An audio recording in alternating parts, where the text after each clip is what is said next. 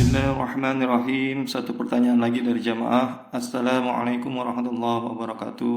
Maaf Tuan Guru, izin bertanya. Salah satu waktu yang tidak diperbolehkan atau haram untuk mengerjakan sholat sunnah adalah setelah sholat asar. Dan terkadang di setiap kampung waktu asarnya ada yang lebih awal dan ada yang agak akhir. Semisalnya kita sudah sholat asar di masjid A, kemudian kita berpindah ke masjid B yang belum melaksanakan sholat asar, maka apakah boleh kita melaksanakan sholat sunnah lagi di masjid B? Mohon ilmunya Tuan Guru. Dan bagaimana pula hukum sholat sunnah di Raudhah Masjid Nabawi bagi orang-orang yang jadwal masuknya setelah asar atau subuh? Waalaikumsalam warahmatullahi wabarakatuh. Ini kayaknya yang bertanya ini kurang tahqiq di dalam memahami referensi kitab fikih yang ada itu.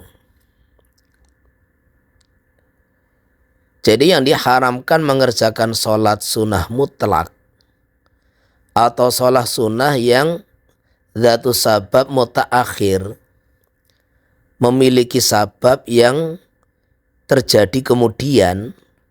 Contohnya sholat sunnah ihram, sholat sunnah istikharah, kan itu yang diharamkan. Adapun sholat sunnah yang dzatu sabab yang mutaqaddim atau muqarin, itu tidak dilarang.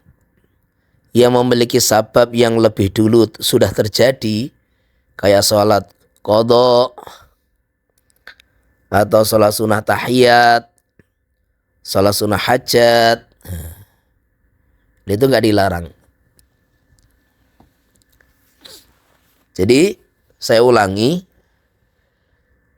waktu-waktu yang diharamkan mengerjakan sholat sunnah tersebut itu ada 5 memang.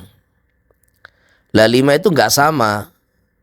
5 itu yang 3 kaitannya dengan waktu, yang 2 kaitannya dengan perbuatan.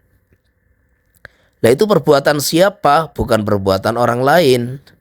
Ya perbuatan setiap individu orang mukallaf tersebut. Perbuatan kita, setiap individu orang mukallaf.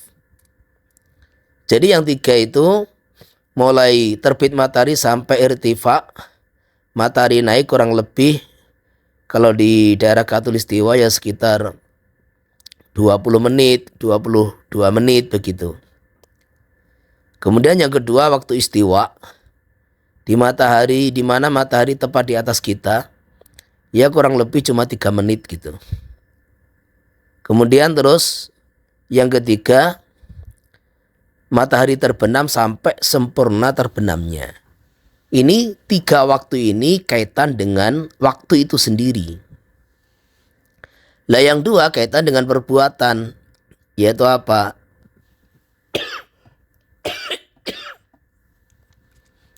Yaitu kaitannya selepas sholat subuh dan selepas sholat asar.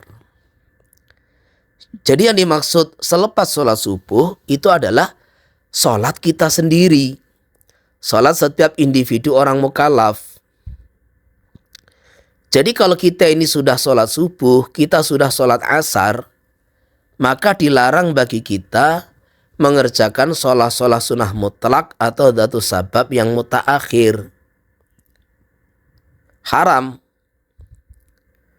Nah bagi orang lain yang dia ini belum sholat, maka ya tidak haram gitu loh. Seperti yang kamu tanyakan itu, kita sudah sholat di satu masjid, kemudian ba'da asar pindah ke masjid yang lain. Nah di situ ternyata belum sholat asar. Maka bagaimana kita masuk masjid itu? haram apa tidak itu mengerjakan sholat. Kalau yang kamu kerjakan itu sholat sunnah mutlak atau dzatu sabab mutaakhir, ya haram. Tetapi kalau kamu tuh masuk masjid, itu yang kamu kerjakan adalah sholat sunnah tahiyat, sholat sunnah ba'da wudu, sholat sunnah hajat, ya itu boleh. Karena itu dzatu sabab yang mutaqaddim gitu. Jadi seperti itu. Sebagaimana yang ini kita lihat, itu pertanyaan kedua itu. Orang masuk raudhah, jadwalnya memang ba'da asar. Lah itu bagaimana ini banyak orang yang masuk raudhah langsung sholat padahal ini ba'da asar. Loh, bagi orang yang tadi itu sebelum masuk raudhah dia di luar masjid, dari luar masjid, menunggu di luar masjid, kemudian masuk raudhah, ya jelas itu kalau sholat sunnahnya itu sholat sunnah tahiyat, sama hukumnya sholat sunnah tahiyat, sholat sunnah hajat, ya boleh gitu. Yang tidak boleh kalau sholat sunnah nafil mutlak gitu.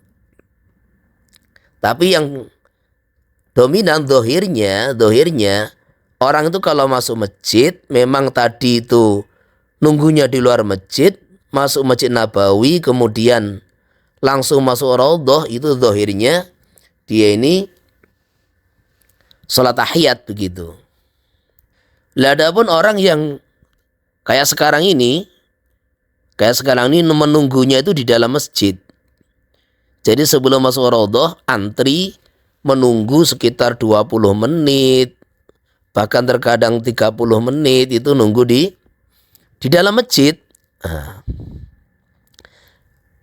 Lah ini terus selepas dia duduk di situ 30 menit baru masuk raudhah. Lah, ini sholat apa kan gitu kan? Kalau dia ini sholat tahiyatul masjid, sudah habis waktunya. Wong tadi dia sudah duduk 30 menit, 20 menit. Kalau sholat sunnah nafil mutlak, ya tidak boleh. Maka bagi orang yang masuk raudhah di zaman sekarang ini, kayak sewaktu yang saya lihat sekarang, saya lihat kemarin saya masuk raudhah, itu nunggu 20 menit di dalam masjid nunggunya, ba'da asar, kemudian baru masuk raudhah, maka ini secara hukum umum tidak boleh sholat. Nafil mutlak ya tidak boleh, sholat tahiyat ya sudah habis waktunya. Maka satu-satunya alasan yang bisa digunakan untuk bisa mengerjakan sholat sunnah di raudhah adalah sholat hajat gitu loh. Lah kalau sholat hajat ya sudah 2 rakaat kan gitu kan. Kecuali kalau dia ini hajatnya banyak, 2 rakaat, sholat hajat lagi lah. Jadi dalam kondisi yang kedua ini, orang yang masuk raudhah selepas menunggu di dalam masjid, satu-satunya sholat yang boleh dikerjakan sholat hajat. Jadi ini banyak orang yang tidak mengerti begitu. Lah termasuk kemarin waktu kita dari Tan'im, kita ini berangkat dari Masjidil Haram ke Tan'im ba'da asar. Ini juga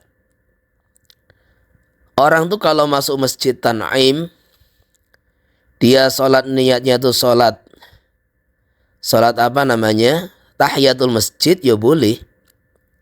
Tapi kalau niatnya hanya niat sholat ihram, ini madhab Syafi'i tidak boleh gitu. Dia mau ihram badal asar, kemudian dia mau sholat sunnah 2 rakaat lil ihram, itu tidak boleh.